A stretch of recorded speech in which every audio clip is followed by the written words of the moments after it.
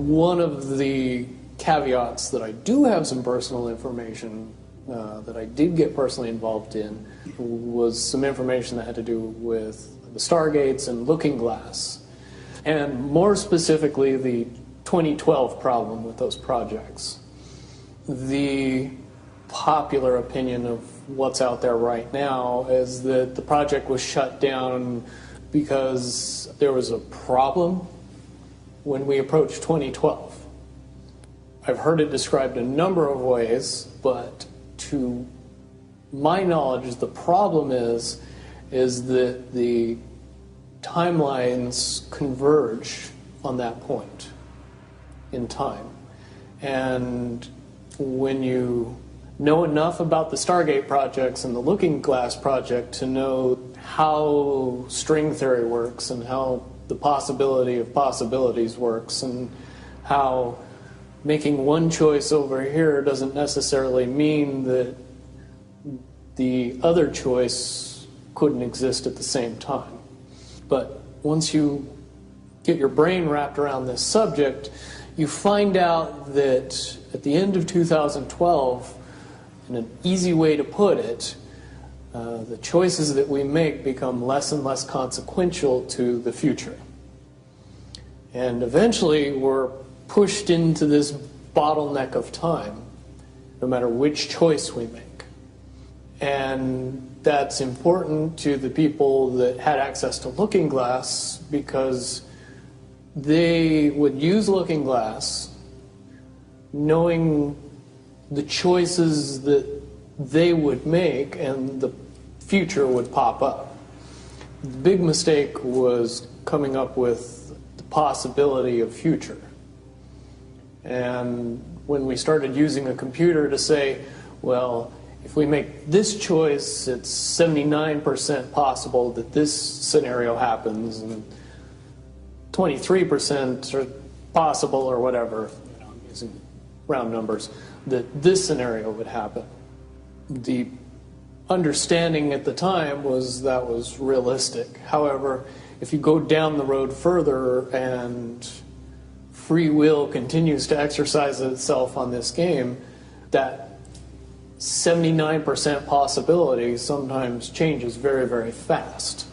But if you look at the situation in a point of time, it seems very realistic that that's the greatest possibility. What happened was people, very smart people, began to figure out that something big was coming up. Something that made it so all the possibilities of all the future scenarios of any choice, any possibility that was fed in and observed through the Looking Glass inherently ended up in the same future. And no decision, no possibility changed past a certain point. That's the big secret. All possible timelines lead to the same basic set of history in the future. That is what sends everybody that has all of the information, that knows everything, into a blind panic. The people that know everything about Looking Glass, that have gotten all the reports and all the information, the elites of the world, probably figured out that that was the end of the game. And nothing could be manipulated beyond that point. When I was in the military, it would have been before '97 when I got in trouble. One of my particular areas that I was amazingly intuitive about is problem solving / mission planning, or more specifically, taking a bad mission and fixing it. Certainly knowing how string theory and possible futures works makes it so you can work your mind very quickly to see the reality of what's happening and decide what decisions need to be made to change it for a particular outcome. At a certain point, after they're done hearing the computer tell them this is what's going to happen over and over and over and over again, all they become focused on is how do we fix it? What I do know is that I was called in and asked to solve this problem, this timeline contraction problem. And I eventually did my due diligence and did all the investigating and basically only had one piece of information, and that was reinforcement. The computer's right.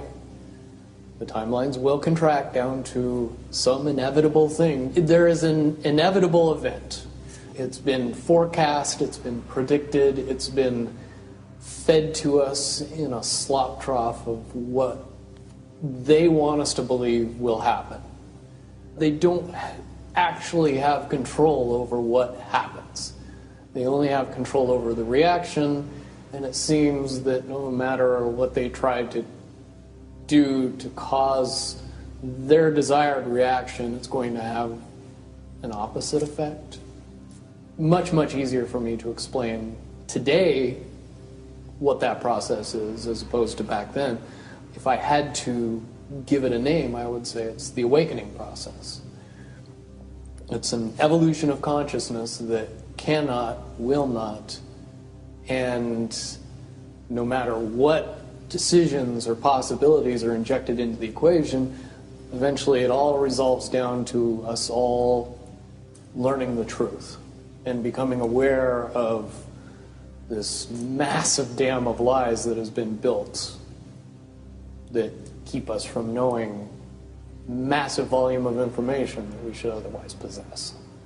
Essentially what happened with Looking Glass, not only did they not want people to use it anymore because they knew it was just going to burp out the same thing, but at the same time they didn't want anybody else to know what it was saying, I'm sure.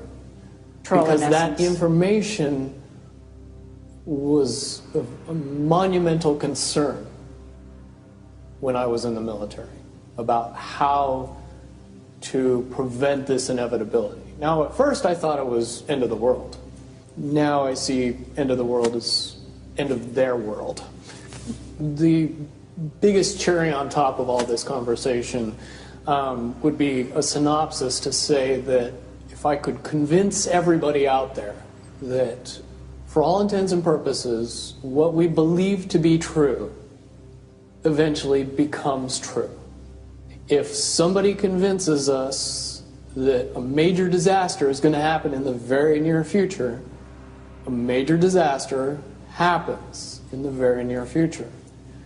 If we don't buy into that fear and accept that there's really nothing that we know is going to happen, and accept of whatever happens, that makes the convergence of the timelines happen as naturally as possible.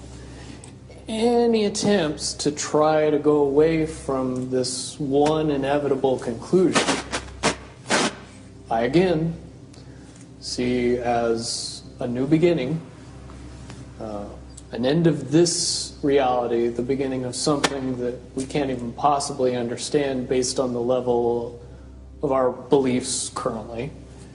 But when all that information comes flooding out, there's going to be no denying what's true and what's a lie or what's illusion. Basically what we're experiencing right now is two master chess players sitting at the board. And one of them looks down at the board and sees that he's in checkmate in 7 moves. And he looks across at his opponent and he knows that his opponent sees it too. So there's no getting out of it. So at this point, the loser can only prolong the game. Both players know the game is over. It's only a matter of time before he does this, and then you're forced to do this, and then he's forced to do this, and eventually checkmate. We, as a race, if we could understand that the game is over, that based on the rules of the game, the bad guys have already lost, the good guys have already won. Yes, there's moves left on the table, but those moves are being forced by the player that is going to win. The only way that checkmate can't happen is if the player that's winning makes a mistake. But from all of the information that I've gathered, all of the information that's been given, all of the information that's been vetted to me, it seems pretty obvious that the good guy player on the side of the chessboard knows exactly what has to be done to win the game. And so at this point, any mistake would be all but impossible. But again, you really have to understand the game to know that the guy that's losing is lost. And I'm sure most people sitting watching a chess match between two advanced chess players know the game's over long after the two players know it's over. Because they can't see the board and see that there's only 7 moves left.